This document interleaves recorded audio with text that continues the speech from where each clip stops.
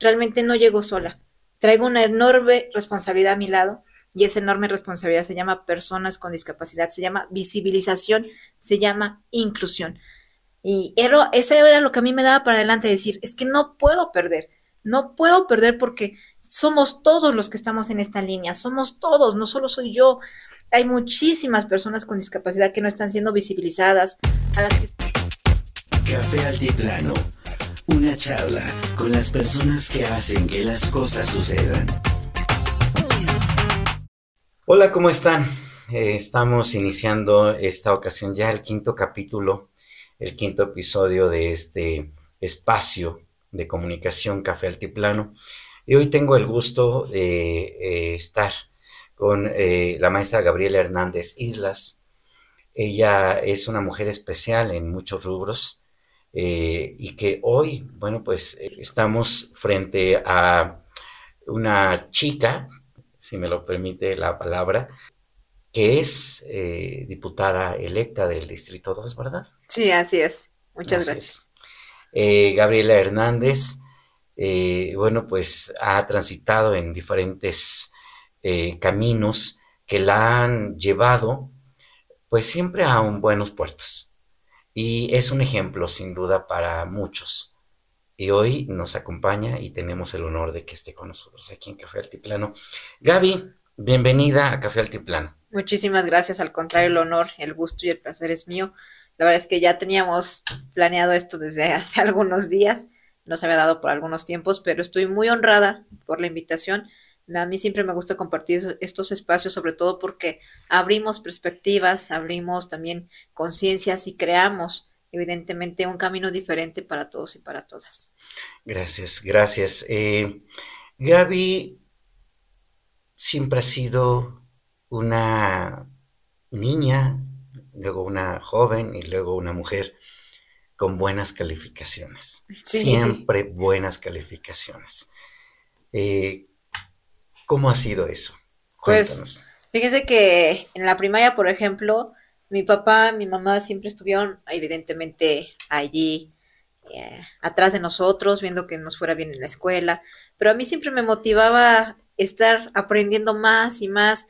Los días, evidentemente, de escuela a mí me encantaban, a lo mejor soy muy matada, pero a mí me gustaba mucho ir a la escuela, aprender cosas nuevas, siempre cosas nuevas, que si, por ejemplo, hoy me enseñaron a multiplicar, mañana que me enseñen a multiplicar, pero más, que si hoy me enseñaron a dividir, hoy que me enseñen mañana, por ejemplo, la raíz cuadrada, etcétera, ¿no? Entonces, era esa parte y siempre me gustó muchísimo estudiar y sobre todo dar muy buenos resultados. Mi papá siempre tenía un dicho que decía, bueno, si solamente te dedicas a estudiar y no te estoy poniendo a trabajar, tienes que entregar buenos resultados. Y como que yo me quedé con esa parte de, es mi responsabilidad, es mi deber, porque mi papá no me pone a trabajar y yo necesito entregar buenos resultados. Entonces, evidentemente llegaba de la primaria, por ejemplo, y antes de comer o ver la tele, yo hacía mis tareas y después ya comíamos, veíamos un ratito la tele y ya.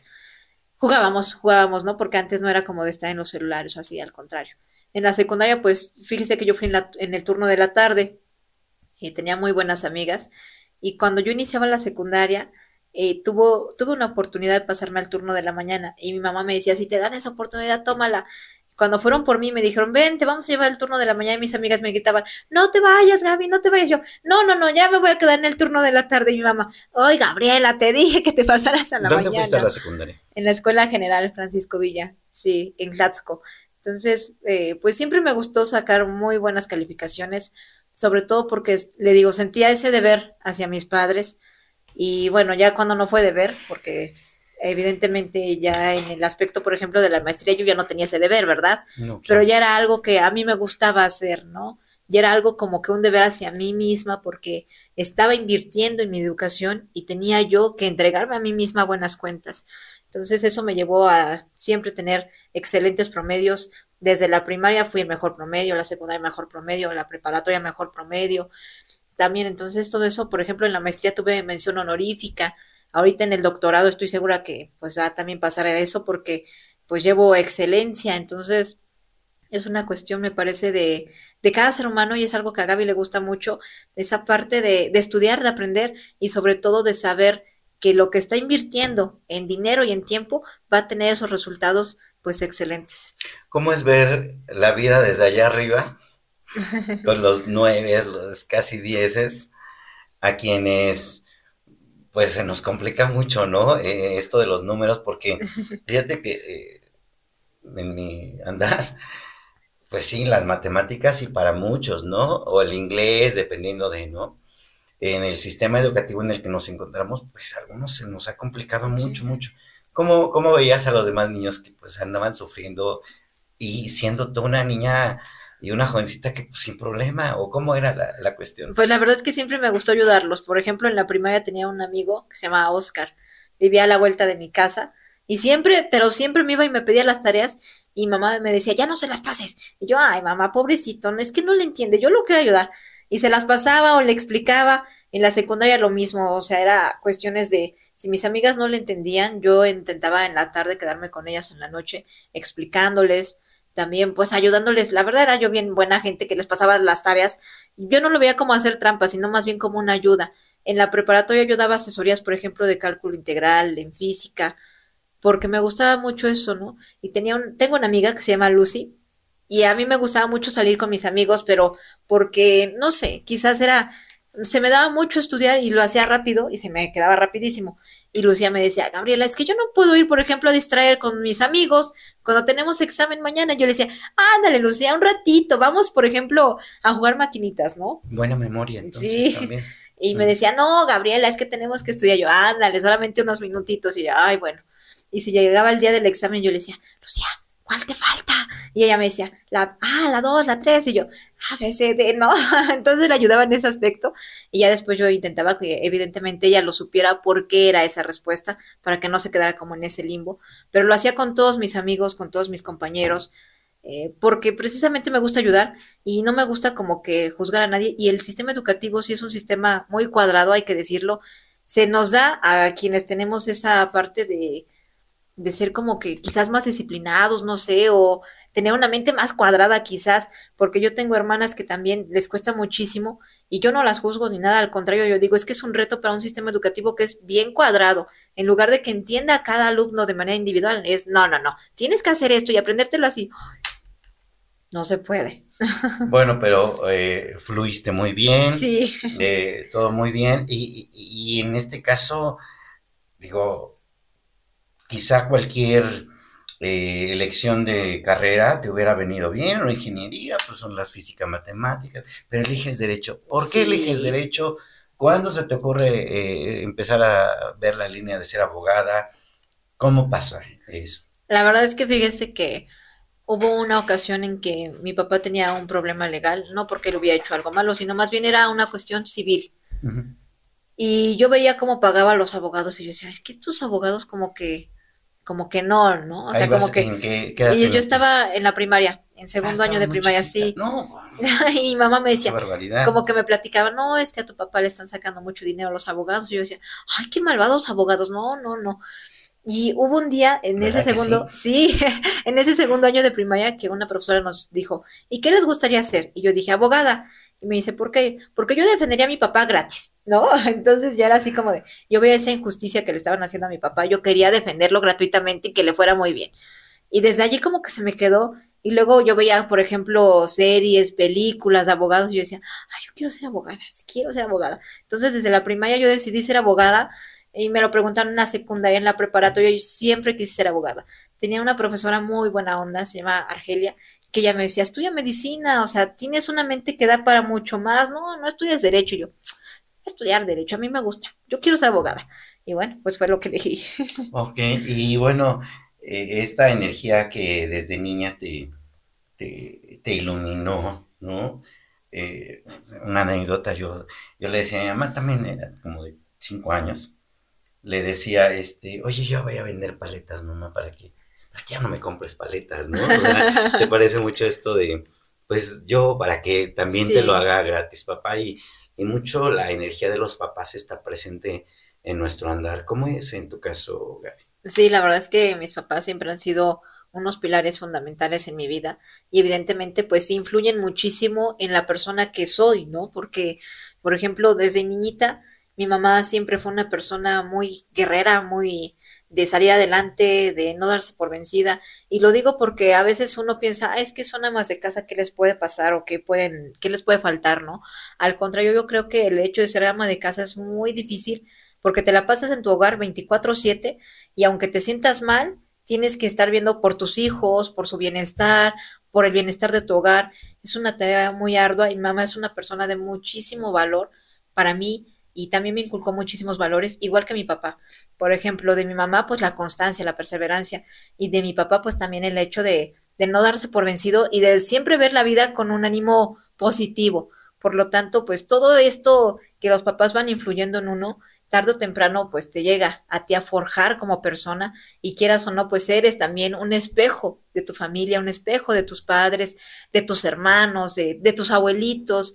Mi abuelita, por ejemplo, mi abuelita materna, una persona 100% altruista, incluso cuando ella falleció, llegó muchísima gente y unos nos decían, es que tu abuelita nos regalaba maíz para comer, es que tu abuelita nos regalaba costales para que nosotros los vendiéramos. ¿Y por qué tenía esa posibilidad tu abuelita? Pues fíjese que a veces recibía apoyos del gobierno y ella, o sea, ella decía, bueno, es que yo veo que hay más necesitados que yo. Ella sí lo necesitaba porque nunca fuimos de altos recursos y los regalaba. Entonces uno decía, mi abuelita se quitaba el pan de la boca para dárselos a otro, literal, literal. Y era una cosa que uno decía, qué barbaridad, ¿no? Y muchísima gente llegó así a decirnos esa parte. Mi abuelito paterno también mucho, o sea, mucha ayuda. Cuando él falleció también lo mismo, muchos testimonios y son cosas que te llegan, ¿no? Que dicen, qué bonito lo recuerdan. Mi abuelito tiene una escuela primaria en su honor, que está fundada en Chignahuapan, en una comunidad que se llama Rinconada, porque él era de allí. Entonces uno dice, wow, cosas que son legados, que pues pesan también, desde luego, en sus hijos, de ellos, en los nietos, y que uno va trayendo todos esos valores, y es muy bonito poderlos llevar en la práctica. Claro, la energía de tu árbol genealógico yo creo que hoy tiene una importancia en tu energía, en tu andar, en tu hacer, y pues da como de resultado, entre otras cosas, pues que seas una o hayas sido una alumna, siga siendo porque estás estudiando el doctorado brillante. Y bueno, ya en el ejercicio de ser abogada, ¿cómo te ha ido? Bien, la verdad que muy bien. Cuando egresé de la universidad, lo primero que hice fue pues el litigio, ¿no? Porque era una parte que yo no quería dejar fuera. Después ingresamos al Congreso del Estado. Allí estuve 6 años laborando en el Congreso del Estado. Primero tres, después obviamente se interrumpieron un ratito y después otros tres. Primero en el Instituto de Estudios Legislativos, luego como secretaria técnica. Y bueno, además de esta parte, pues he sido también servidora pública, he estado, por ejemplo, en la Consejería Jurídica del Ejecutivo, y todo este es una cuestión que pues va forjando una vida con diferentes matices, como que no te quedas en un solo lugar. Yo soy mucho de tener una perspectiva muy abierta. Siento que si me encasillo, por ejemplo, me decían, busca una base, y yo decía, ay, no, qué feo. Qué feo porque yo no me veía como que quedándome en un solo lugar, decía, ay, no, no, no, o sea, como que no.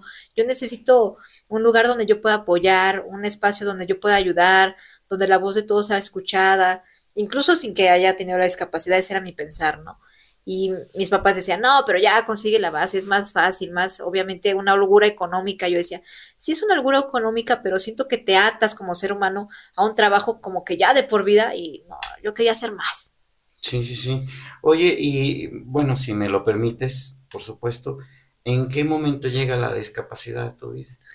Pues fue después de que terminé mi maestría, Ah, bueno, ya, los ya, ya, estudios. ya más, ya grande. Digo, Sí, grande de sí, joven, claro, claro. adulta, pues. Sí, Ajá. sí, porque yo había terminado la maestría y me dio un infarto medular. Entonces perdí el conocimiento y la camioneta se volcó. Yo iba manejando, la camioneta se volcó y pues ya después viene todo este aspecto de superar la discapacidad, de todos los retos que se tienen con ella, de conseguir empleo con discapacidad es bien difícil y por lo tanto, pues evidentemente toda esa perspectiva va cambiando. La forma en que yo veía el mundo, pues cambió completamente porque de ser una mujer autónoma me volví a una mujer que requería ayuda, no digo 100% dependiente, pero que reconoce que somos interdependientes todos de todos, aunque no tengamos discapacidad, siempre terminamos necesitando de otra persona para alguna cuestión. Por lo tanto, el darme cuenta de esa parte de que no es uno 100% autónomo y que siempre requieres esa parte de pedir ayuda, a mí me costaba mucho pedir ayuda. Mi psicóloga me decía, Eso también es parte de la generosidad, pedir ayuda, Gaby. Pero yo sentía feo de decirle, por ejemplo, a mis hermanas, oye, ayúdame, por ejemplo, trayéndome de comer, ¿no? Porque hubo muchos meses que yo estuve en cama por lo de la operación y me daba cosa y entonces yo no pedía de comer. Y mi mamá me decía, ¿tienes hambre? Y cuando me decía, ¿tienes hambre? Entonces yo ya decía, sí, ¿no? Y ya me daban. Pero que yo lo pidiera me costaba mucho, mucho, mucho, porque sentía como ese afán de yo quererlo hacer sola y no poder y me desesperaba. Entonces yo esperaba que me dijeran, oye, ¿quieres esto? ¿Quieres aquello? Obviamente mi familia siempre fue muy, muy buena gente conmigo, pero sí tenía como que ese de no hacer clic con la petición de la ayuda. Ya ahorita ya se me pasó. Ya pido de más. Ya, por favor, pero rápido. Oye, bueno, yo quiero así como fotografiar dos momentos. Uno, ¿qué tiempo y cómo vives ese proceso de, pues sí, de estar en cama? ¿Cómo es para ti ese empezar a asimilar?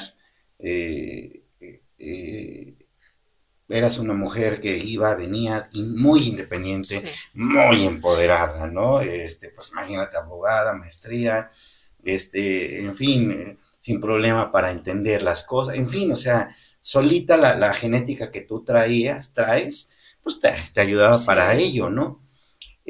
Pero bueno, ¿qué tiempo pasas en ese proceso? Y en un segundo momento, quiero que nos compartas eh, cómo va surgiendo o resurgiendo, creo que es la palabra, este empoderamiento a decir, dejo a la víctima, ¿no? O sea, la víctima ahí se queda, Sí. me serviste por un tiempo. ¿Cómo está esa parte? Cuéntanos porque para mí es importante, porque hay muchas veces que se maneja el concepto que quizá una de las discapacidades más lamentables, pues es la mental, ¿no? La de, pues es que no veo para dónde ir más y todo eso, ¿no? Entonces, yo creo que ejemplos como el tuyo nos dan para ello, ¿no?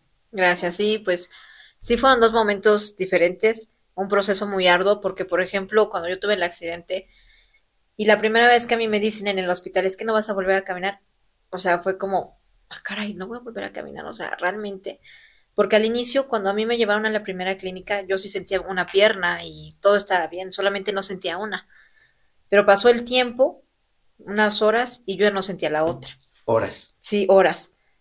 Y horas digo porque realmente me retuvieron mucho en ese hospital. Después me cambiaron a otro hospital en Apizaco y hay otras horas y yo ya no sentía esta mano. Y dije, no puede ser, o sea, me está yendo muy mal. Me pasaron después mis papás a Puebla, en el hospital universitario, y no me atendían, entonces yo no sentía ni este brazo, ni esta mano, y ya estos dedos ya los tenía así, ya no los podía mover. Y le hablé a mi mamá, le dije, es que no puedo estar aquí porque nadie me atiende. O sea, realmente no había ni un solo doctor que se acercara a mí, ya llevaba ahí como 5 horas. Me sacaron de allí y me llevaron a otro hospital. Y son muchas negligencias médicas realmente acumuladas. Y en el último hospital había un doctor que aún sigue ejerciendo medicina y yo no me lo imagino por qué. Y me dice, es que te tenemos que hacer infiltraciones, o sea, sin hacerme estudios ni nada. Infiltraciones, porque pues seguramente tu médula está mal y por eso estás teniendo esta pérdida de movilidad. Y eran unas inyecciones directas a la médula. Me hizo dos y ya para la tercera mi papá estaba muy enojado porque dice, bueno, ¿cómo va a ser eso? Empiezan a hacer estudios, ven que las cervicales están dañadas, que están allí aplastando la médula, se dan cuenta que es eso y entonces hay que cambiar de médico, traer a otros, pero pues mis dedos ya no funcionaban, ya estaban así, completamente mal. Ya esta parte, pues ya, nada de nada. Y yo ya estaba desesperada porque ya nada más era yo la cabeza. Dije, ¿cómo puede ser esto posible? Y entonces ese sentimiento de impotencia de decir, mendigos doctores, la verdad, o sea, qué mala onda que hagan eso, que no tengan esa ética profesional, es decir, es un ser humano con el que Sí. estoy experimentando, y lo digo experimentando porque el tipo sigue haciendo lo mismo en Puebla. Uno de mis amigos hace no mucho tiempo me decía, es que mi mamá está así y este doctor le está haciendo infiltraciones y dije, no puede ser, es el mismo. Y lo busqué en mis estudios, dije, no, y le dije, oye amigo, fíjate que a mí me pasó esto, le digo, si tú quieres que pase lo mismo, o sea, síguele, pero yo te lo estoy diciendo en buen plan. Y me dijo, no me digas, y le enseñé los estudios y me dice, no, y sacó a su mamá de allí a tiempo, pero dije, es que cómo es posible que lo permitan, ¿no? Entonces, bueno, después de toda esta parte de las operaciones que me hicieron dos, una para liberar la médula y otra para poner tornillos y placas, pues pasé mucho tiempo en el hospital, porque era pues que drenara todo lo que teníamos acá, que obviamente estuviera estable. Y hubo un doctor al que no le guardo rencor para nada, pero sí fue uno muy duro que me dijo, ya no vas a volver a caminar. Y entonces es ahí cuando te pega de golpe y dices, ¿cómo? O sea, si yo estaba bien. Y es que mi médula tenía un quiste y fue por ese quiste que me dio el infarto. Y bueno, entonces me decía, mira, es que Dios hace las cosas por algo, me dijo el doctor. Tenías el quiste, te dio un infarto, pero si el quiste hubiera seguido creciendo y no lo hubiéramos visto, te ibas a morir. O sea, te dio un infarto, sí, te moriste unos segundos, sí, pero estás aquí. Tienes que echarle para adelante. Pero en ese momento tú dices, ay, ¿qué va a estar echándole para adelante? Si mire cómo estoy, ¿no? Se te cierra el mundo porque es cambiar todo. O sea, ya yo sentía, por ejemplo, de mi cintura hacia abajo o un poquito, pero las piernas jamás las puedes recuperar, nada, nada, nada, nada. Y sí te da como que el impacto. Cuando llegamos a mi casa, pues toda la casa no es accesible a personas con discapacidad y te da otro golpe, ¿no? Me adaptaron en la sala de que está en la planta baja una cama y pues mis hermanas también impactadas porque pues su hermana estaba allí en una cama de hospital y toda esta situación. No podía yo, por ejemplo, comer sola, me daban con un popote porque mis pulmones se vieron afectados de tanto tiempo estar acostada. Entonces, Se atrofia. pierdes, sí, pierdes, por ejemplo, la movilidad en los músculos. Yo iba recuperando poco a poco, pero no tenía fuerza. Me daban, por ejemplo, esta servilletita y no la podía alzar, era como si pesara 1000 kilos. Y luego me daban unas pelotitas para hacerles así, que ahorita ya puedo perfectamente, pero no podía y lo intentaba y no. Era una desesperación terrible, tremenda, pero poco a poco con terapia, pues poco a poco se va recuperando, pero es un proceso enormemente largo y tanto tiempo estar en la cama, yo sí ya entraba en desesperación, me daban crisis de ansiedad tremendas, me recetaban, por ejemplo, clonazepam para tranquilizarme, para que pudiera dormir, para estas cosas, pero el clonazepam te tranquiliza, pero te deprime. Entonces me tranquilizaba, pero al otro día yo me estaba deprimida al 100%, tuve que buscar ayuda psicológica. La doctora Vicky me ayudó muchísimo, muchísimo en el proceso, porque ella fue la que una vez me dijo, a ver, Gaby, yo siempre te he visto como una mujer autónoma, una mujer guerrera, siempre nunca te quedabas callada, y ahora veo a una Gaby que se siente derrotada y yo no siento que estés derrotada, estás viva. Mientras estés viva, siempre va a haber posibilidades de todo, de todo. Y yo decía, ay, me lo dice porque está caminando y porque está bien, ¿no? Pero ¿Ya cuánto tiempo había pasado? como 2 meses y medio, Ay, yo sí. pensé como un año, No, ¿no? no, no, 2 meses y medio, Sí, sí. sí. Y empezamos allí el proceso psicológico, evidentemente a la par de terapias, terapias. Luego me pusieron de pie por primera vez otra vez y yo sentí hermoso, precioso, es uno de mis momentos de excelencia, la verdad es que... Y ahí fue cuando dije, hay tantas cosas que a veces no vemos, por ejemplo, el estar de pie, se siente bien bonito, bonito, bonito. Y por ejemplo también salir, porque yo no salía, me encontraba solamente en un cuarto. Cuando salí por primera vez a la calle y vi el sol y de repente se viene un aguacerito y sale un arco y yo, qué precioso, qué precioso. Dije, es que son cosas tan chiquitas que yo decía, ay, qué divino. Bañarse, bañarse. Me bañaban a mí con baños de esponja y yo ya no quería los baños de esponja. Entonces yo decía, ay, mis hermanas se bañan tan bien, tan bonito en la regadera, yo con los baños de esponja. Entonces cuando a mí me pasan a la silla por primera vez, a la silla de ruedas, yo me desmayé de la impresión, ¿no? De saber de, ya no hay de otra. Pero después la psicóloga misma me dijo, Gaby, tienes que verle el lado positivo, verle el lado positivo. Y dice, ay, ¿cuál va a ser el lado positivo? Y lo buscaba y decía, no, pues sí, si me puedo sentar en la silla de ruedas, si puedo aguantar sentada, voy a poderme bañar, ¿no? Entonces, es que al inicio yo me caía para un lado, me caía para otro, no tenía control nada del tronco. Y era de primero 5 minutos, ¿no? Y me los contaban, 5 minutos sentada, Gaby, 5, tú puedes, tú puedes. Y ahí estaba yo, 5 minutos. Y ya me empezaba así como que a marear. No, no, no, ya pasen a la cama. Luego 10, luego 15, y así poco a poquito, hasta que un día dije, me quiero bañar en la regadera, ya no puedo con los baños de esponja. Y dijeron, bueno, a ver cómo te ayudamos, ¿no? Me cargaban, me pasaban. Y la primera vez que pude entrar otra vez a la regadera dije, wow, hasta que voy a estar limpia. Y un chorro, ¿no? Yo creo que es Sí, relajante. sí, la verdad es que fue increíble. Y dije, ay, qué bonito se siente. Divino. Obviamente me ayudaban al inicio también a tallarme porque no me podía agachar porque me caía, ¿no? Pero con las terapias y terapias y terapias, poco a poco dices, ya puedo hacer esto, ya puedo hacer aquello. Y mira, ya no me caigo así, ¿no? Entonces fue un proceso muy largo, pero cada uno de estos avances, la psicóloga me decía, es que disfrútalos, Gaby, tú di a ti misma, tienes que decirte, Gaby, tú pudiste y te regalas algo, Gaby, y yo, bueno, y por ejemplo, el primer reto que yo era pasarme de mi silla a la cama, ¿no? porque nunca había podido, porque me caía, como no tenía el control del tronco. Y un día dije, ay, me siento muy cansada, me quiero pasar, pero no había nadie. Y dije, no, tengo que lograrlo sola. Y cuando lo hice, me abracé, me felicité. Entonces, es esa energía también de decir, sí se pueden lograr muchas cosas. Y ya después de pasarme a la cama, pues ya me pasaba que a la colchoneta.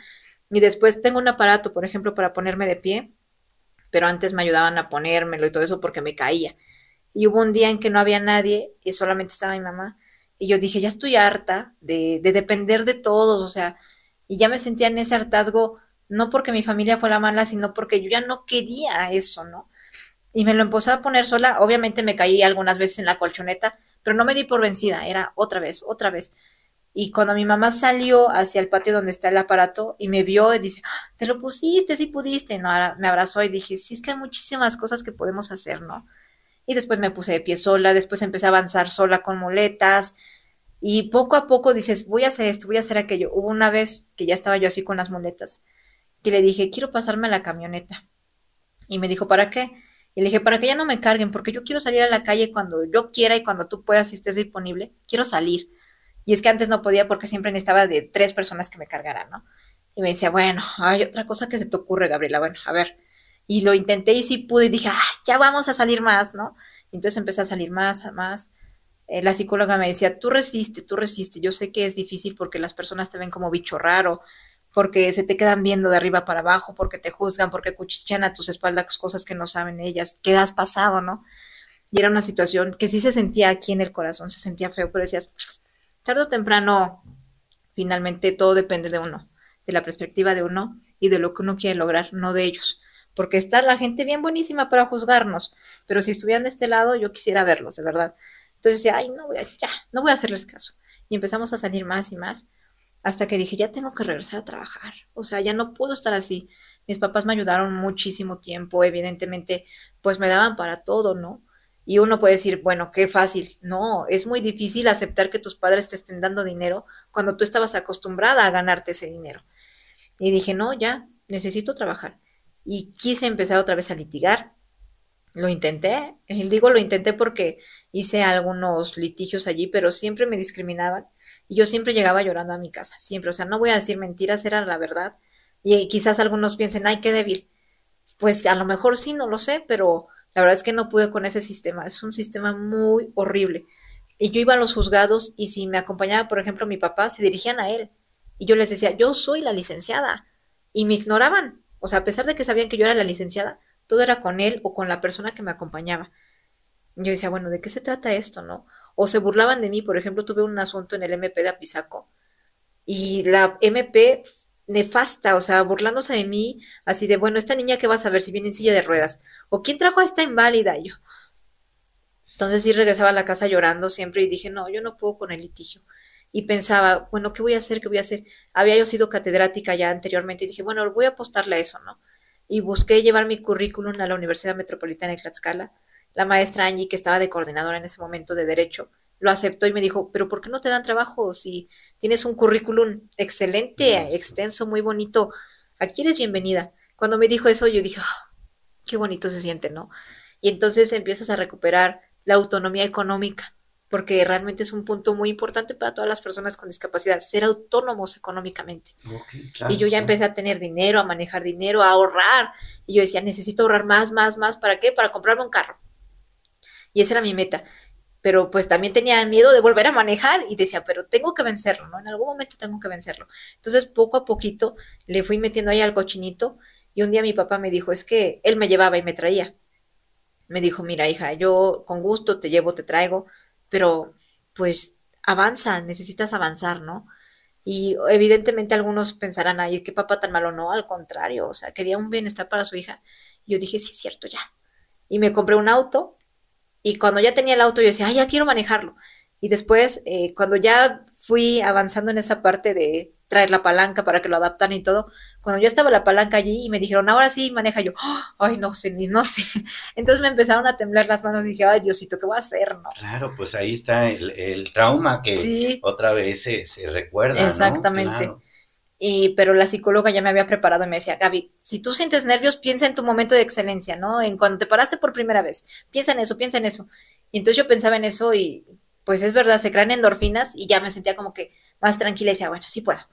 Lo encendí, empecé a avanzar poco a poquito y el señor me decía, con calma, poco a poquito, no te sulfes, Se sí, no, yo, estresaba, ay, claro. estaba súper tensa y ya dimos una vuelta así en una calle, pero el señor me había dejado la palanca súper floja, yo dije, esto va a ser bien difícil. Llegamos otra vez a la casa, le digo, ay, no, es que es bien difícil. Dice, no, la dejé floja para que hicieras lo más difícil, pero ahorita la voy a ajustar. Y yo, ay, bendito señor, se pasa. Pero entonces ya cuando la ajustó, no, ya, otra cosa. Y poco a poco fui perdiendo el miedo a manejar. Primero en el centro de Clatzco, luego a las comunidades, luego a Pisaco. Después me fui a San Luis Potosí ya manejando sola. No, ya nada me detuvo. Y pues ya, evidentemente, es que es una parte bien importante tener trabajo, porque le voy a decir una cosa, yo estaba en mi casa y todo el día me la pasaba pensando, soy inútil, no sirvo para nada, soy una carga para mi familia, y siempre eso, soy una carga, soy una carga, soy una carga. Y la psicóloga me decía, no, Gaby, es que tienes que pensar en positivo, tienes que ver más a futuro, tienes que saber que tú puedes más, que tú sabes esto, que tú sabes aquello. Y me ponía a leer libros, entonces leer también me ayudó muchísimo, muchísimo porque abstraía mi mente y leía muchas cosas de derecho, de filosofía. Tengo un amigo, se llama Rafael, él estaba estudiando el doctorado, entonces me decía, oye Gaby, y lo hacía como que con intención de que distrajera la mente, oye Gaby, ayúdame con esto, ¿no? Entonces yo me ponía a hacer así, por ejemplo, un proyecto para él, a leer de filosofía política, de filosofía del derecho, y mi mente ya estaba en otra cosa, yo decía, yo tengo que hacer algo más. Y pues así poco a poco fue que dije, no, ya, Ok. yo tengo que hacerlo. Y en ese proceso es cuando conoces la energía holística. Hace un tiempo escuchaba que manifestabas esta idea de impulsar políticas públicas que incluyan esa energía, porque no nada más es te doy, te brindo un beneficio y ahí se queda, sino que sea una cuestión más integral. ¿Cuándo conoces y cómo tú ves esa cuestión de integrar la energía holística en las políticas Pues públicas? desde el punto de la necesidad, la verdad, porque, o sea, realmente cuando uno se encuentra ya en esas situaciones en las que yo me he encontrado es cuando te das cuenta el por qué no funcionan las políticas públicas, por qué no se aterrizan adecuadamente, por qué hace falta hacerlo de forma integral, ¿no? Entonces te vas dando cuenta de toda esa parte y dices, bueno, es que realmente hay que incluir todo esto que se sabe, hay que incluir todas las perspectivas, hay que incluir a todos y todas. Es allí cuando yo digo, bueno, hay que pensar de una forma diferente, cambiar el chip tan cuadrado que tenemos de, ay, es que una política pública tiene que ser así. No, las políticas públicas tienen que estar abiertas, abiertas para precisamente incluir todo este tipo de energía, para incluir todo este tipo de perspectivas y desde luego pues avanzar. ¿Y cómo sería ello? La cuestión de De incluirnos a incluirlos, todos, sí, pues y que no quede en esto que comentabas de, bueno, los beneficios sociales, ¿no? O de aparatos funcionales. sí, Sale, claro. te doy tu bastón, o te apoyo con la renovación de tu silla de ruedas, o ten esta cuestión que te va a servir más, o en especie, ¿no? O sea, y ahí dices, pues se puede quedar, ¿no? Y está padre.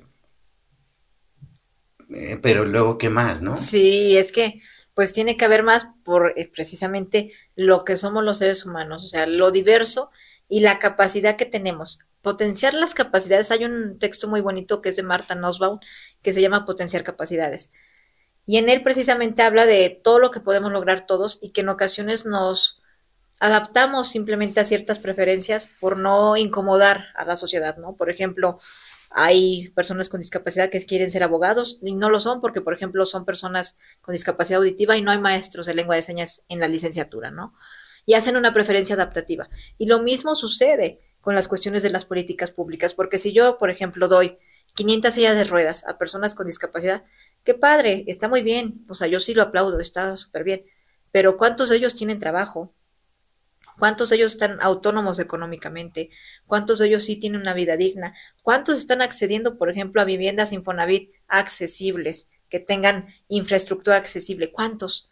Porque si solamente estoy dando 500 sillas de ruedas y no estoy abriendo espacios para que ellos tengan empleo, para que ellos accedan a los mismos derechos en igualdad, entonces estoy simplemente dando regalos, dando pues sí, un antídoto para que ellos no se sientan mal, para que digan, pues sí está muy padre, pero pues después qué, ¿no? Y si hace falta entregar las sillas, yo no digo que no, pero hay que hacer mucho más. Por ejemplo, yo hablaba en alguna ocasión con un secretario del trabajo y le decía, es que a ver, el trabajo tiene que adaptarse a nosotros. Usted me trae una feria del empleo y está muy bien, o sea, yo se lo aplaudo, bien, pero ¿cuánto de esto está adaptado a la persona con discapacidad? Porque, por ejemplo, si a mí me va a tener 12 horas trabajando en una silla de ruedas, me van a salir escaras. Si me salen escaras, requiero medicina y requiero estar acostada. Y luego, ¿qué va a pasar? ¿Usted me va a despedir? No, pues sí. Digo, no, el trabajo tiene que estar adaptado a cada una de las personas con discapacidad. Hoy en día tenemos muchas personas que usan hemodiálisis y los patrones no los entienden y los despiden así. Y ellos tienen que salir a hemodializarse porque lo necesitan. Y no se entiende y despido y despido y despido y no encuentran trabajo. Y digo, eso es una falta de humanidad. Por eso la política pública tiene que estar hecha a la medida de la diversidad humana. Y eso es lo que no se ha comprendido. Oye, y ya has hecho trabajo, incluso pues tienes hasta tu asociación a favor de estas acciones, ¿no? A favor de concretar más bien estas ideas, estos planteamientos, estas iniciativas que ahorita me estás comentando y justamente me imagino que con ese espíritu nace tu asociación. Así es, sí, la asociación nació con el espíritu de poder ayudar a quienes más lo necesitan y menos tienen. Y sobre todo, le voy a decir la verdad, nace con el propósito de crear una conciencia social diferente. Porque yo decía, sí vamos a dar apoyo, sí, pero a mí me interesa muchísimo que la gente vea con una perspectiva muy diferente a quienes lo necesitamos, por ejemplo, a las personas con discapacidad, que sepan que hay una perspectiva diferente de verlos, no como, ay, pobreteándonos, ¿no? O sea, ay, pobrecito, tienes discapacidad. No, decir, tiene discapacidad, pero oye, te podemos ayudar en esto y podemos hacer esto por ti, pero a ti te toca hacer esto y que las personas con discapacidad sepan que evidentemente nosotros tenemos muchísima capacidad por dar, evidentemente también mucha inteligencia, muchas ganas, porque también yo le decía, por ejemplo, a ese secretario del trabajo, si usted le da trabajo a una persona con discapacidad sin despedirla, le apuesto que él le entrega mejores resultados que los demás. ¿Por qué? Porque no tenemos trabajo, porque es una oportunidad que jamás ha tenido, porque es autonomía económica. Y él me decía, sí es cierto. Y son cosas que no se han visto, ¿no? Entonces, la asociación nace con ese ímpetu de decir, vamos a cambiar ese chip social que se tiene prejuicioso y de estigma hacia quienes menos tienen y más lo necesitan, ¿no? De ya no decir, ay, pobrecito, sino más bien decir, ¿cómo te ayudo? Pero ¿cómo te ayudo? Pero también ayudarte a ti mismo. Oye, y efectivamente creo que el Estado tiene que brindar esas facilidades, promover esa equidad, ¿no? Sí. De toda la diversidad humana, pero también es un trabajo individual. ¿Cómo se sale de la víctima? ¿Cómo sale de la víctima una persona con discapacidad que la obtuvo? Pues yo creo que depende de cada uno, porque fíjese que tengo amiguitos, un amigo que se llama Toño, es muy buena gente, y él me decía, oye Gaby, pero tu proceso estuvo muy largo, ¿no? Fíjate que yo en 3 meses dije, ya no voy a caminar, ya, tengo que echarle ganas. Entonces depende de cada uno, ¿no? Yo me tardé, pues sí, mi proceso fue muy arduo, muy larguito desde mi punto de vista, pero hay personas que pueden estar 6 años allí y siendo lo mismo, ¿no? O toda la O vida. toda la vida. Y me parece que es una cuestión de voluntad propia, de ver la vida con otros ojos, porque eso es una realidad. A mí la psicóloga me decía, Gaby, es que te estás perdiendo muchas cosas allá afuera. El mundo está girando sin ti.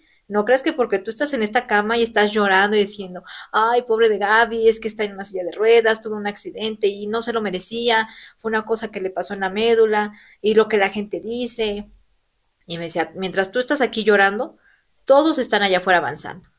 Y yo veía a mis hermanas, por ejemplo, mi hermana, la segunda, que porque yo soy la primera, o, Tú eres la sí, mayor. yo soy la mayor. Uy, que además tienes esa energía de que los demás nos siguen, ¿no? Bueno, Sí, yo no soy el mayor, soy el de en medio, pero sí me queda claro que los hermanos mayores van abriendo camino a los pequeños, ¿no? sí, por O a los ejemplo, menores. yo veía a mi hermana, la segunda, odontóloga, veía que ya había obtenido su licenciatura, su título y la veía avanzar, ¿no? Que ya tenía su novio, que quizás ya se iba a casar y yo decía, mi hermana se va a ir y yo estoy así y sigo aquí llorando, no puede ser. Y veía, por ejemplo, a la tercera que ya iba a concluir la universidad, ella es diseñadora de modas. Yo decía, otra hermana que, y yo no puedo salir, no puede ser. Y que la cuarta ya estaba estudiando la licenciatura para ser gastrónoma y que la quinta ya estaba en la prepa. Yo dije, no, es que la vida se me está yendo, o sea, se me está yendo y no la estoy disfrutando. Y hubo un momento muy crucial en mi vida en el que la psicóloga me dijo, es que mira, si tanto te estás diciendo que te quieres morir, pues hazlo, a ver. Y yo dije, no, no, no, espérese, no puedo, ¿no? O sea, realmente fue allí donde yo me puse a pensar, ¿realmente me quiero morir? Y la psicóloga me decía, es que tú no te quieres morir, Gaby, tú quieres que yo te diga, pobrecita Gaby, y yo ya no te voy a decir pobrecita Gaby, ¿no? Y yo dije, sí es cierto, si no, no me quiero morir porque no tengo la valentía por ejemplo, aventarme del segundo piso de mi casa hacia abajo, ¿no? Obviamente sí se puede, pero no tengo esa valentía. Y no tengo la valentía, por ejemplo, de cortarme las venas o X, Y, Z, no la tengo. Y yo dije, de verdad me quiero morir, de verdad quiero seguir viviendo acá porque es una muerte lenta. Dije, no, no quiero hacer eso. Y fue allí donde yo me decía a mí misma, tienes que echarle para adelante. Evidentemente tenía días muy malos en los que volví a decaer a la depresión, pero fui dejando poco a poco el clonazepam, que me hacía mucho daño, la verdad, porque el clonazepam, como le decía hace ratito, me daba bajones, siempre depresión, depresión. Me ayudaba mucho con la ansiedad, pero me daba depresión, depresión, depresión, depresión. Cuando yo lo fui dejando y la psicóloga me empezó a tratar la ansiedad de respirar, de meditar, la meditación, qué maravilla, se lo juro, porque la meditación a mí me ayudó muchísimo a salir de ese hoyo. Con la psicóloga Angélica, ¿llevaste ello? Vicky, sí, ajá, ¿Vicky? sí, Vicky. Ah, ok. Sí, me enseñó a meditar, me enseñó a poner mi mente así en blanco, a acercarme a Dios también. ¿Te ayudó mucho eso? Sí, entonces yo decía, o sea, yo me sentía tan en calma que decía, ay, hoy me siento bien, no voy a tomar esto. Hoy me siento mejor, no voy a hacer esto. Y cuando me empezaban a dar así ataques de ansiedad y decía, es que no respiro, no respiro. Mis hermanas, sí respiras, sopla así. Y entonces ya empezábamos a hacer ejercicios y poco a poco, evidentemente, se va dejando eso de lado. Ya hubo una ocasión en que ella decía, ya llevo una semana sin clonazepam, estoy limpia, ¿no? Y la meditación ahí es la Sí, que entró a exactamente. sustituir el clonazepam, Sí, por la ejemplo. meditación y los libros la verdad es que buenísimo. Entonces yo meditaba, leía mucho, meditaba y leía mucho. Si sentía mucha ansiedad, volví a meditar, ¿no? O a Ujú. escribir. Y pues fue eso lo que me ayudó bastante y a decir, hay una vida allá afuera que me está esperando. Y dije, ya no puedo estar acá, ya no puedo, yo necesito salir, necesito, pues ni modo que me vean, porque pues yo sé que no va a ser fácil, pero poco a poquito. Y sí, así fue, poco a poco. Oye, y finalmente esta parte de estar tratando esta energía que es la muerte tan cercana, no porque fuera física, sino era aquí, Ujú, te rebota, ¿no? A empezar a ujú. vivir. Y hoy estás pues, Sí, más viva que nunca y con sí, cosas claro. extraordinarias, Gaby. Sí, la verdad es que fue esa parte de darse cuenta, ¿no? De que estaba viva por segunda vez, de que había obtenido una segunda oportunidad y que no muchos tienen esa dicha. Hubo una ocasión en la que uno de los amigos de mi hermana, la segunda, falleció y yo decía, pues qué duro, o sea, una persona tan joven y ahora ya no está y yo aquí desperdiciando esta oportunidad que me regaló la vida de estar aquí. Y finalmente, como dijo, y eso me lo dije a mí misma, como dijo la psicóloga, mientras hay vida hay muchas posibilidades, muchas oportunidades, y hay que hacer todo lo posible por vivir bien, bonito y feliz. Y ella me contaba, fíjese que es muy peculiar mi psicóloga porque me contaba anécdotas y cuestiones, por ejemplo, fábulas, ¿no? De que si un ratoncito no se adapta, se muere, que si esto, el otro, pasa esto. Y entonces, evidentemente, obviamente todo eso tenía su mensaje oculto. Y yo decía, qué inteligente esta psicóloga. Y me parece que también es permitirnos ayudarnos, ¿no? Porque si yo me hubiera cerrado a decir, ay, no, no quiero, ay, no, no esto, o ay, no, no hago terapia, o ay, no, no quiero esto, entonces eso me hubiera dejado otra vez en la cama y no hubiera salido adelante. Pero yo dije, sí, sí quiero la ayuda, sí quiero esto, sí quiero lograrlo, sí quiero salir adelante. Y cuando empecé a ver que se podía más, más, más, más, dije, todo Sí, es empezaste a posible. volar, oye, qué barbaridad. Sí, Oye, quizá sea un poquito complicado resumir, pero nada más tres ejemplos de libros que me hablabas mucho que leíste, ¿no? sí.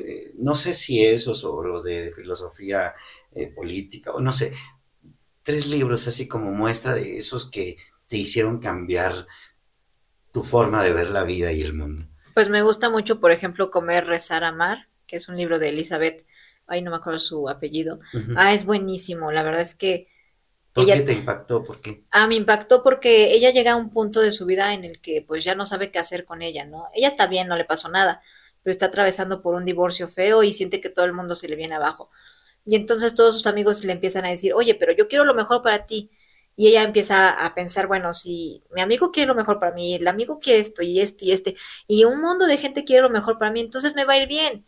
Y empieza a vibrar de una manera diferente y le empieza a ir bien. Y empieza a disfrutar la vida de una forma diferente y conecté mucho con ese libro porque hay una parte en la que se va a meditar y es increíble lo que logra a través de la meditación y yo decía, wow, ¿no? O sea, esa parte de abstraerse así y de decir, bueno, la vida es que sí tiene otro sentido completamente, un significado que va más allá de lo material, porque también hay que ser sinceros, por ejemplo, cuando yo caminaba, era mucho de comprar muchas cosas, que si bolsas, que si zapatos, zapatillas, usaba muchas zapatillas.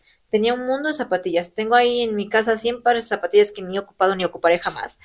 Y que cuando te da este golpe dices, no necesito nada de eso. Lo que necesito es mi familia, estar vivo, estar bien, estar sano. Es lo único que necesito. Pero los seres humanos siempre estamos con lo económico, lo económico, lo económico. Por ejemplo, voy a decir algo. En la campaña me decían, es que no uses marcas. Y yo decía, mi ropa es de Shein. O sea, mi ropa puede ser del tianguis. O sea, yo no me fijo en eso. Y me decían, ¿en serio? Sí, de verdad. Y digo, es que la gente, los seres humanos, siempre estamos como que, ya viste, el vecino trae tal marca. Oye, no, yo tengo que traer algo mejor. O ya viste el carro del vecino. No, yo necesito, no, yo. Digo, eso pasó a segundo, tercer, cuarto término. Y digo, eso no tiene importancia. Finalmente, lo que importa es estar vivo y estar feliz, ¿no? Y sobre todo disfrutar todo esto de la vida, porque en ese libro hay una parte en la que dice, ¿cuántas veces has disfrutado un amanecer en tu vida? ¿Cuántas veces has visto ponerse el sol, disfrutado de estar en un lugar quieto, de estar escuchando cómo se mueven los árboles? Y entonces todo eso dice, sí, es verdad. Tantas cosas que nos regala la naturaleza, la vida. Escuchar, por ejemplo, a tus padres hablar cuando ellos fallecen o se los lleva Diosito, ya quisieras tenerlos allí, ¿no? Y mientras están allí dices, ay, ya viene otra vez mi mamá, mi papá, ¿no? Al contrario, disfrutar todos esos pequeños regalos que nos da la vida y eso, pues la verdad es que da para adelante. Otro libro, por ejemplo, que me encantó, se llama La ladrona de libros. Muy, muy bueno, la verdad, porque ella no sabía leer, la ladrona no sabía leer, pero empieza a leer porque el señor que la adopta le dice, oye, pues es una forma de que tú comiences a entender la vida, ¿no? Y ella al leer se encuentra en la Segunda Guerra Mundial. Cuando empieza a leer, pues ya no le interesa tanto la guerra, sino que empieza a pensar en otras cosas y a ver un mundo diferente. Y empieza a gustarle los libros y roba algunos libros, pero para que todos estén bien, se los empieza a leer a un judío que estaba en su casa en un cuarto y el judío pues al leer evidentemente sale del cuartito porque la mente vuela y si la mente vuela ya te encuentras en otro lado y la mente ya no está encasillada en ese cuarto. Entonces La ladrona de libros también es un libro excelente que marca. Y hay uno que quizás no haya marcado tanto pero me gustaba mucho, Matar a un ruiseñor. Qué precioso el libro, de Harper Lee. ¡Ay! No, yo lloro cada vez que leo ese libro, digo, qué injusto es esto, no hay que dejarnos de esto, ¿no? Claro, Entonces, la claro. verdad es que, digo, estos libros han sido preciosos, por ejemplo, también el de Cien años de soledad, pero a mí me gusta más, y voy a ser muy sincera, el del amor en los tiempos del cólera, Ujú. porque como que me García lleva a Márquez, esa claro. Colombia, me lleva incluso a los olores, los sabores de la novela, me encanta, me encanta. Yo podría estar allí en lo que ellas estaban viendo televisión, yo estaba en Colombia. Wow, qué Sí. magnífico. Sí, al final del día, esta energía de la imaginación rebasa cualquier imagen, digamos, concreta, Sí, porque el abstracto, bueno, pues cuántas veces no pilotamos un avión de niños, ¿no? Y justamente los libros pues, te permiten imaginar ese mundo ideal del que tú tienes aquí sí, adentro, ¿no? Y bueno, esta energía literaria nos lleva a ello y cuánta falta hace en un mundo digital en donde las adicciones están rudas en materia sí. digamos, shots de dopamina a través de las redes sociales y el celular, ¿no? Claro, sí, sí, es terrible. Hay que apostarle más a los libros digitales, digo, si ya la generación es digitalizada, pues a a los digitales, pero siempre a este tipo de lecturas que te abstraigan, que te gusten, que te llenen de pasión, ¿no? Porque Yo siento que en ocasiones los seres humanos no leen porque no han encontrado el tipo de lectura que sí les gusta, pero hay muchas, muchas, muchas que les podrían gustar y que pues, por ejemplo, yo leo de todo. A mí me encanta leer de todo, no es porque sea como que, ay, no sabe qué leer, no, al contrario, a mí me gusta leer de todo porque en todo siempre hay un aprendizaje, ¿no? Realmente eso es lo que yo obtengo. Había una ocasión en la que íbamos a Puebla a una terapia y mi papá me decía, pero ¿por qué lees tanto? O sea, ya deja de leer. Y yo le decía, no, porque en los libros aprendo muchas cosas, o sea, realmente no podría dejar eso. Hoy en día, por ejemplo, una de mis hermanas me regaló una Kindle, que es una cosita para libros electrónicos, y la uso mucho. Entonces, yo no dejo de leer. Donde esté, estoy leyendo porque realmente es un aprendizaje continuo y me ayuda mucho a calmar la mente, a calmar, pues también en ocasiones la ansiedad, porque no crea. Yo digo, ya salí de ese hoyo, sí es verdad, pero hay días en los que aún uno se siente así, mal, inestable, porque pues todo el mundo camina y si hay un punto, un día, por ejemplo, en el que ya te discriminaron por esto, en el que ya te hicieron caras por aquello, se va acumulando, acumulando y obviamente pues te da el bajón, ¿no? Entonces los libros siempre me han ayudado, siempre han sido aliados y pues así es como he salido adelante. Oye, y en este último periodo de tu vida, llevaste una campaña política y ganaste. Sí, Ganaste de manera personal, pero por supuesto con todo tu equipo, pero me refiero a este logro individual que existe, por supuesto. Hay un individuo que representa un rostro y un nombre. ¿Cómo es hacer una campaña en silla de ruedas? es un reto, pero muy bonito. La verdad es que yo cuando me imaginé hacer la campaña fue porque ya estaba yo harta de cómo nos discriminaban a todos por igual, ¿no? A todas las personas con discapacidad. Cada año hago una marcha, el 3 de diciembre, para conmemorar el Día Internacional de las Personas con Discapacidad. Y me ha tocado ir a pedir lunch a los diputados y diputadas y que me salgan con que es que en mi distrito no hay personas con discapacidad. O es que, ¿sabes que ustedes tienen beca, ¿para qué me pides lunch? O es que no, eso no les hace falta. Yo, uy, y por más que les explicaba, no me entendían. O sabes que no me ha llegado presupuesto. Y tengo una amiga que ha sido siempre mi mano derecha en ese sentido de estar desplazándose a un lado a otro. Y les decía, o sea, nada más coopérenos con 200 pesos, nosotros vemos cómo le hacemos, ¿no? Y los diputados, no, no tengo presupuesto, no tengo presupuesto. Y uno se pone a pensar, bueno, son para personas con discapacidad que van a ir a una marcha, que están luchando por derechos, por visibilización, o sea, porque ni siquiera nos volteaban a ver y ni así se ponían la camiseta. Dije, "Oh, qué gente tenemos allí, de verdad, qué seres tan inhumanos, ¿no? Yo me decía a mí misma. Y un día le dije a mi amiga, es que necesitamos crear incidencia política porque no hay de otra. Yo puedo marchar 1000 veces y jamás me voy a cansar de convocar, de estar aquí uniendo a las personas, de ser ese líder, ¿no? De estar abriendo esa puerta. Pero yo creo que hay que tener incidencia política. Y ella me decía, sí, hay que hacerlo, ¿no? Ella tiene una asociación para personas con discapacidad auditiva. Entonces ella desde su trinchera buscó la oportunidad desde otro color y yo desde la mía, desde mi color que siempre he sido de izquierda. Y bueno, pues se nos fueron dando las cosas, hice la acción afirmativa para empezar y dije, pues de aquí, es que se había pasado hace 3 años, por ejemplo, en el anterior proceso electoral, no se hizo por falta de tiempo y dije, ahorita no, no la van a hacer. Y creamos la acción afirmativa, estuvimos ahí pegadísimos con el Instituto Tlaxcalteca de Elecciones, fui a una instancia de acompañamiento con ellos y a otras instancias, bienestar, CEDIF, todas de gobierno y yo. Entonces decía, es una gran responsabilidad porque esto es para todos, para todas las personas con discapacidad que jamás hemos sido vistos. Y empecé el proceso interno en el partido y mi familia me decía, es que es un reto bien enorme porque hay muchos políticos de raigambre que están en tu contra, o sea, que están siendo contrarios a ti porque también quieren la diputación en el distrito. Yo decía, sí, pero es que nos toca a nosotros, a las personas con discapacidad. Y había quien me decía, no, les toca a los juniors, les toca a las personas que tienen dinero, de solvencia económica. Pero jamás me di por vencida. Así tenía 3 no, yo tenía mi sí. Y 5 o 10 que me seguían diciendo, no, no se puede por esto, no se puede por aquello, yo tenía, sí se va a poder, sí se va a poder. Entonces, me parece que la fórmula era cree en ti misma. Cuando nos dieron la candidatura, yo dije, ahora sí, y mi familia me dijo, híjole, Gabriela, ¿en qué te metiste? No, otra cosa. Y yo dije, va a ser una forma diferente de hacer política porque primero tengo la discapacidad, la silla de ruedas, todo está inaccesible. Y segundo, las cuestiones también médicas, ¿no? O sea, porque también hay que ver esa parte de cuidar mucho lo médico, de que no te vaya a pasar esto o aquello por estar tanto tiempo en la silla. Pero lo supimos llevar muy bien porque eran retos que ya íbamos poco a poco pasando, ¿no? Habíamos tenido una pre-campaña y pues ahorita ya era un avance.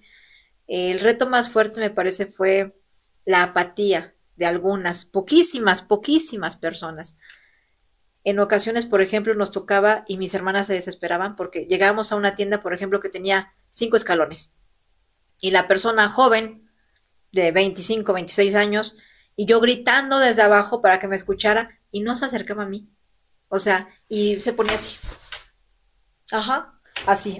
Entonces yo le decía a mi chofer, oye, ayúdame, por favor, cárguenme para llegar hacia allá y que no tenga yo que estar gritando, ¿no?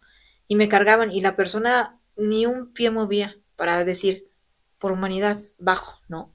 No. Y entonces uno dice, ¿qué clase de sociedad tenemos que no pueden hacer ni siquiera un paso para decir, te voy a escuchar? O sea, eres una política, lo que quieras, pero te voy a escuchar, ¿no? Finalmente, pues estoy aquí para eso. Y no, no lo hacían. Entonces subíamos, bajábamos, hacíamos esto y lo otro. Ya en los últimos días era así de, nos hicieron cara, ¿no? O no quisieron bajar o esto y lo otro, pero ya se iban acostumbrados a decir, ya sabemos que te tenemos que cargar porque ellos no bajan. Y es lamentable porque la sociedad está muy mal. O sea, no es algo que yo esté mal, sino más bien de ellos, de su humanidad de ellos. Porque hacer a una persona con discapacidad subir 7 escalones para hablar contigo cuando tú estás bien y puedes bajarlos, Claro. digo, de los abuelitos, pues entiende. Yo iba hasta donde estaba el abuelito para platicar con él sin ningún problema. Pero personas jóvenes, adultos jóvenes, y dices, bueno, o sea, es que sí hay mucha apatía. Y finalmente, si ellos pertenecían a otra red política, pues no importa, yo siento que no importa, porque si le vas a dar la atención a una persona, aunque no sea de mi red política, te voy a escuchar, está bien. O sabes qué, no, muchas gracias, ya. No te obligamos a nada, ¿no? Pero este sentido, pues sí, uno se quedaba así de, bueno, qué personas tan inhumanas, ¿no? Entonces era la infraestructura, pero sobre todo esta falta de conciencia, de apatía hacia la humanidad que representamos todos y todas, y que yo dije, es que esto tiene que cambiar, o sea, esto no puede seguir así. Y hubo un señor, y que sí lo recuerdo mucho, de una ranchería La Ciénega, que dijo, ¿y esta qué va a hacer? Si está en silla de ruedas. ¿Así dijo? Así, dijo, hay que votar por la que sí camina, esta no va a poder hacer nada. Y entonces son cosas que, digo, no me dolió, pero me dio coraje. Me Claro. dio coraje, me dan ganas de decirle muchísimas cosas, pero dije, ay, tengo que aguantar, ¿no? Y le digo a mis hermanas, ya gané y ahora le voy a demostrar lo que sí se puede hacer. Estando en silla de ruedas, con ella o sin ella, se pueden hacer muchísimas cosas. Oye, ¿y qué fue, qué cosas que seguramente son vastas son lo bonito de esta campaña que tú viviste? Ay, pues demasiadas, el afecto, el cariño de la gente y sus mensajes, o sea, el mensaje de apoyo que ellos me daban, por ejemplo, cuando yo terminaba de hablar y ellos me decían, Gaby, es que eres un ejemplo a seguir. Fíjese que una vez le voy a contar una anécdota así súper rápido. Sí, sí. Estábamos en un restaurante con mi familia, estábamos desayunando Ujú. y llegó una persona y me dijo, Gaby, ¿eres Gaby? Y yo, sí. ¿Cómo estás? Que no sé qué, bien, esto que el otro. Y me dice, oye, es que mi esposo te quiere conocer porque te admira muchísimo. Y yo dije, ¿por qué? Y me dijo, es que vi uno de tus videos de cómo aprendiste a manejar. Y ya la señora me contó, él tiene una discapacidad adquirida de hace 3 años y él nunca se había atrevido a manejar. Dice, y te está esperando aquí afuera. ¿Y saben qué iba? En su auto. Entonces son cosas que dices, "Guau". Claro, claro. ¿Y qué pasó? Pues aprendió a manejar. Sí, inspirándose en ti. Qué bueno, me da mucho gusto porque al final del día son estos pequeños botones que permiten, ¿no? Hacer que otros Sí, claro. digan, yo Crezcan. también. Sí, sí, sí. Y esta persona realmente, pues, 3 años en su casa y de repente salir, decir, pues ya basta, ¿no? Magnífico, magnífico. Y bueno, como estas anécdotas, em, no sé, una que te acuerdes que fue divertida o que tuvo esa energía que no se te va a olvidar de esta campaña y que fue positiva para tu vida. Divertida, divertida. Pues yo creo que todas. Todas, porque realmente disfrutamos la campaña al máximo. Yo le decía a mi equipo, miren, pase lo que tenga que pasar. Es que muchos decían, pues tienes una gran oponente, trae muchas cosas y muy buenas, ¿no? Y yo decía, sí, sí, es verdad, pero yo también traigo muchas cosas y muy buenas. Entre ellas un corazón noble que quiere trabajar por toda la ciudadanía, que quiere luchar por todos y por todas. Y ellos decían, sí, pero ya trae lana. Y yo decía, sí, pero es que nosotros necesitamos mover aquí conciencias, aquí, no acá. Y eso fue lo que hicimos, eso fue lo que logramos y una historia muy, pues graciosa, aparte de la campaña. A mí me gusta mucho cantar. Entonces ya era así de mi chofer de, ay, pónganle música para que canten, ¿no? Para que se desestrese. Y ahí andábamos cantando para arriba y para abajo, pero una vez se me salió un gallo y pues ya, sabe. Entonces ya decían, ay, la candidata gallo, ¿no?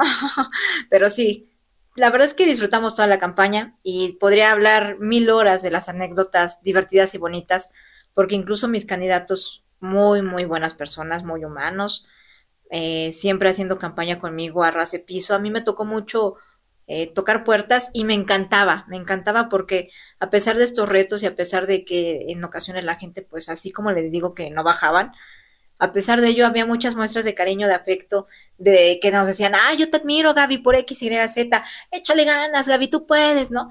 Y mi equipo luego decía, ya estamos cansados, y yo no me cansaba, quizás por la adrenalina, ¿no? De decir, tengo un objetivo. Yo creo, Gaby, porque la verdad es lograr el paso de quien soporta la carga Sí, de una candidatura está pesado porque sí, ellos, la adrenalina es la que impulsa, yo creo que es la adrenalina. La cosa es que sí, ibas y no, y los exacto. demás bien cansados y tú no. Sí, exactamente. Y ellos así de, espérate, hay que comer, ¿no? Y yo decía, bueno, no es que fuera dictadora ni nada de eso, pero yo decía, ay, en lugar de comer, yo necesito seguir tocando voluntades. Y ellos así de, ay, aunque sea un pollito o algo, bueno, ya vamos a comer. Y decía, pero 1 hora nada más, sí, sí, y se apuraban a comer y seguíamos, ¿no? Hubo una vez en que nos agarró el agua ahí en Yauquemecan y mi brigada así de, ay, qué bueno que se vino el agua para descansar. Y yo decía, chin, se vino el agua.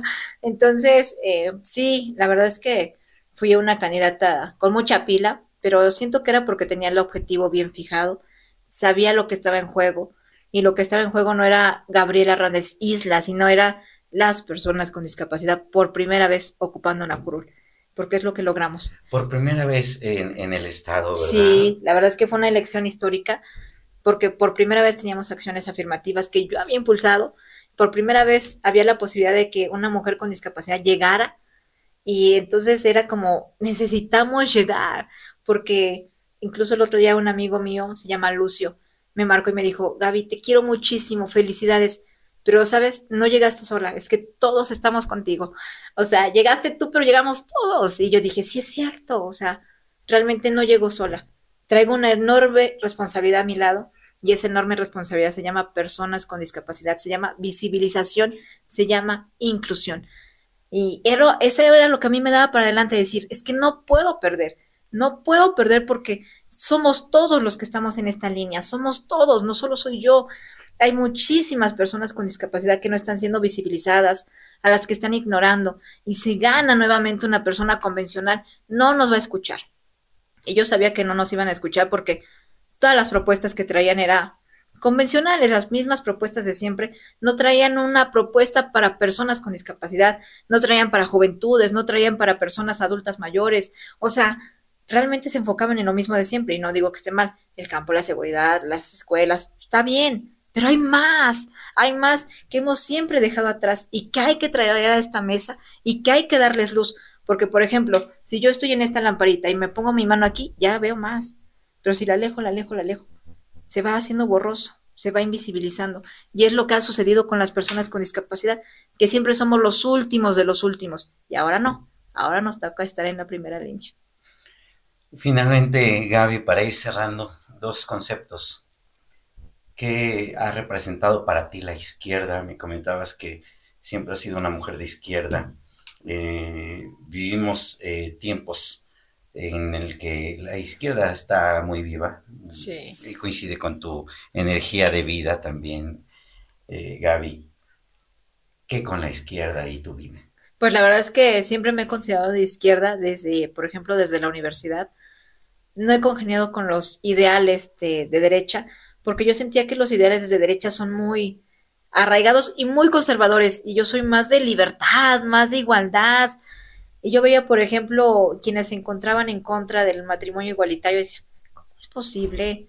Y estoy hablando del 2006, o sea, de cuando no se estaba ni siquiera legislando a favor de eso. Yo decía, es que todo eso tiene que estar en la misma línea que todo lo demás, ¿no? Yo no pertenezco a esa comunidad, pero a mí me gusta ayudar a todos y digo, ¿qué tiene de malo? Finalmente hay una diversidad humana, por eso nunca me he identificado con la derecha, porque son como que contra a la cuestión que existe en la diversidad humana, ¿no? Por ejemplo, esa parte del matrimonio igualitario, o por ejemplo la parte del aborto. La parte del aborto es un tema muy escabroso que me parece que tiene que ver con la voluntad de cada uno de las personas y con muchas cuestiones también de salud. Entonces ya se había vuelto un tema también de salud y pues es otra cuestión. El tema, por ejemplo, de tratar bien a los animales, o sea, hay cosas que a los de derecha no les importa. Y yo decía, no, es que a mí, yo no me identifico ni con el rojo ni con el azul, no, yo necesito otro partido, ¿no? Y pues hasta que se creó Morena, allí sí que me sentí identificada. Ahí arrancas tu vida política, Sí, así es, ahí en en la... Morena, sí. Ok, ok.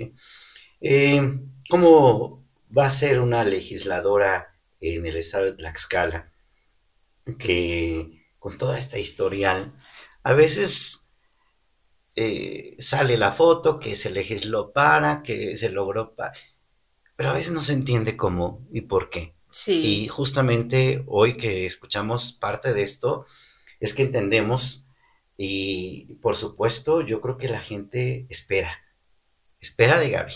sí, claro, pues tengo una enorme responsabilidad, como le decía, porque híjole, hay muchas cuestiones por cambiar, sobre todo perspectivas. Me parece que si arrancamos desde ese punto de vista, muchas cosas pueden cambiar, pero desde la legislación, por ejemplo, hay que ponerla sobre la mesa para los ciudadanos, porque siempre pasa que los legisladores se imaginan las leyes como quieren, para los que quieren, y después, ay, es que no se ejecuta. Pues porque no les preguntaste, porque no, o sea, no los visitaste, no los escuchaste, no estuviste allí con ellos. Por ejemplo, tenemos una legislación de inclusión para personas con discapacidad en el estado de Tlaxcala, que en ocasiones no nos tomó en cuenta. Y nosotros tuvimos que promover para que decirles, oye, por mandato internacional tienes la obligación de, pues, tomarnos en consideración, de escuchar nuestra voz. Y no sabían cómo. Entonces vamos a empezar con esa ley de, ¿sabes qué? Cuando una ley afecte o beneficie a cualquier grupo de población, pregúntale, pregúntale. O sea, acércate a ellos, porque la legislación no puede darse de otra forma. El, la esencia de la ley es que sea para todos y para todas y que nazca del pueblo. Si la ley no nace del pueblo, no es una ley, o sea, es un simple mandato, porque realmente si no están haciendo de la voz populi, no sirve para nada. Necesitamos al pueblo para poder avanzar. Y yo les decía también en campaña, por ejemplo, si vamos a crear una ley de desarrollo rural, si vamos a cambiar la que tenemos, que es de agronomía, necesitamos a los campesinos, porque digo, los legisladores pueden creerse todólogos, pero que no se confundan, no somos todólogos.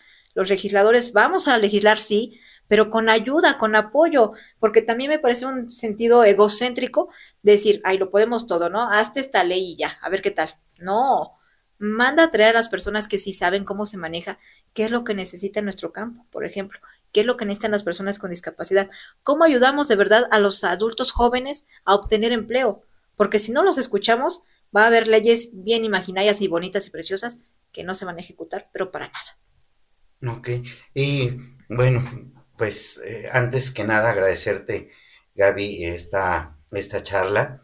Eh, si tú gustas enviar un mensaje a la gente que de manera general está atenta de que haya una esperanza que se cristalice, ¿no? Porque la esperanza dicen que muere al último, ¿no? Sí, Pero la gente muchas veces pues se las dejan, digamos, fuera esa esperanza muy pronto, ¿no? Muy sí. pronto. Entonces, con toda esta energía de la vida que tienes, que has vivido, de lo que hoy representas, Gaby, ¿qué le dices a la gente y de lo que puede esperar y de lo que puede ser, así como tú lo has hecho?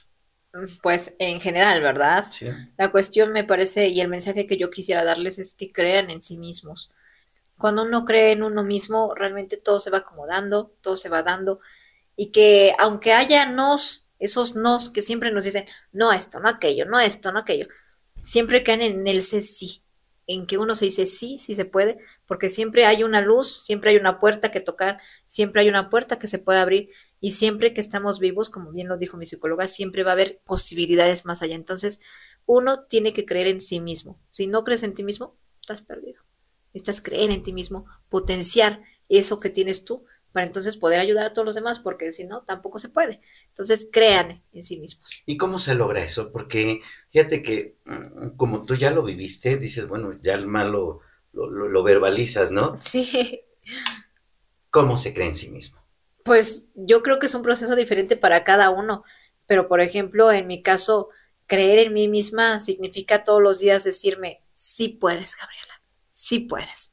Por ejemplo, en esta cuestión de la diputación, ven, va a sonar quizás ridículo, ¿no? Pero yo todos los días me levantaba y decía, soy diputada, soy diputada, soy diputada, Eso. ¿no? Entonces, diario, diario. Y ahorita me levanto y sigo, soy diputada. Ah, no, sí, sí, soy diputada. Ahora sí, eso ya no Ahora sí es, soy diputada. como le dicen, ya no es una visualización, ya es una Sí, realidad, ¿no? exacto. Entonces, todo inicia creyéndoselo, visualizándolo, exactamente, porque no hay otra forma de hacerlo. Si yo lo creo, lo voy a hacer. Así que primero hay que, o sea, por ejemplo, quiero estudiar, no sé, medicina. Ah, soy médico, soy médico, soy médico diario. Soy médico, soy médico. Y en las peores situaciones, soy médico, soy médico. El doctor me dijo que no podía y que estoy bien burro. Soy médico, soy médico, soy médico. Realmente visualizar. Ah, ya me vi, por ejemplo, yo en las mañanas también lo que hacía mucho era, ¿cuál va a ser mi outfit para tomar protesta, no? Y decía, ah, esto y lo otro. Entonces, también esa parte, ah, quiero ser médico. ¿Cómo voy a tomar protesta? Cuando tenga mi examen profesional, ¿cómo lo voy a hacer? Eso siempre me ha servido, ¿eh? Desde que estaba en la universidad. Por ejemplo, decía, ah, hoy tengo examen, por ejemplo, de Derecho Mercantil. Ah, voy a sacar 10, ya, voy a sacar 10. Y yo llegaba con mis compañeros todos bien nerviosos. Oye, pero estudiaste. Y yo decía, ah, no estudié, ustedes relájense. Y todos ahí bien nerviosos y yo tenía que estar pensando en, voy a sacar 10, voy a sacar 10. Y entraba yo y hacía obviamente mi examen verbal y esto y lo otro y sacaba yo 10 y así era como me había visualizado, ¿no? Saliendo feliz del aula del salón porque había obtenido un 10. Entonces, primero hay que creérnoslo, visualizarlo y hacerlo posible. Muchas gracias, Muchas gracias a Gaby, ti. por contarnos parte de lo que ha sido tu vida, que con esos reveses y con esos aciertos es justamente hoy el resultado de lo que nos permite que inspires a otros. O Gracias. sea, todo lo que ha pasado hoy arroja a una Gaby que da ejemplo a muchos y que, bueno, pues hoy es diputada electa en el estado de Tlaxcala y por ello, bueno, pues para nosotros es un honor que nos estés Gracias. acompañando y bueno, pues fue el quinto capítulo, el quinto episodio de Café Altiplano y si me das la oportunidad en otro momento de poder charlar ya de otros temas Claro. seguramente, pues te vamos a agradecer mucho. Muchas gracias a ti, a todo tu auditorio, de verdad estoy muy agradecida y ojalá que este mensaje pueda llegar a todas las personas que sí lo necesitan. Ayer, por ejemplo, una candidata de Aclihuetzien me decía de un familiar suyo que también tuvo un accidente y que no quiere, ¿no? Esta parte de salir adelante, de ver la vida. Y me decía, oye, es que puedes ir a verlo. Y yo le dije, sí, sin ningún problema. Y me dijo, bueno, déjalo, hablo con él y a ver si quiere, ¿no? Yo creo también en el aspecto de ser solidarios. Si alguien con discapacidad se hubiera acercado a mí, quizás hubiera sido un elemento más fácil, porque era ver que no era yo la única. Yo lo sabía, ¿no? O sea, todos lo sabemos, pero pensamos, es que él está bien de su tronco, ¿no? Es que él está bien, por ejemplo, de sus esfínteres. O es que, o sea, vemos las cosas buenas que tiene él y lo malo que tenemos nosotros. Y ser solidarios en decir, sí, yo tengo esto, pero fíjate que me pasó acá y acá y acá. Y ver todos los retos que también han pasado otras personas con discapacidad nos permite visualizar que no somos los únicos sufriendo, que no somos los únicos discriminados y que hay muchísimas cosas por hacer y que hay que salir para poderlas hacerlas posibles. Bueno, pues con eso nos quedamos, Gaby. Gracias. Gracias a quienes nos siguen en este espacio de Café Altiplano. Este fue el quinto episodio y bueno, esta ocasión tuvimos la oportunidad de escuchar y vivir de cerca este camino que ha transitado Gabriela Hernández, quien hoy pues nos acompañó aquí en Café Altiplano. Hasta la próxima.